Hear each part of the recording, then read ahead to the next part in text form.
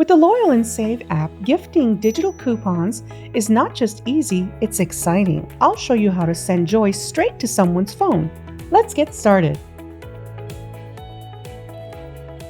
Next, we are going to show you how to gift a coupon to a friend or family member.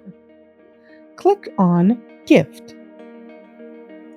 Enter the number of coupons you wish to gift to your friend. To gift the coupon, click on Gift a Friend.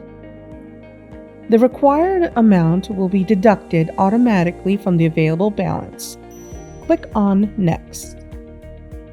Gift information. Select a friend. Click to choose a friend to receive this gift. Then pick a date to send the gift. You can also write a custom message to your friend. Then click Next. Confirmation. Once you verify the coupon and token details, if you would like to make any changes, click on the Back button. Click on Gift Now. And that's how easy it is to spread joy with digital coupons using the Loyal and Save app. So what are you waiting for? Start gifting, earning, and sharing the love today.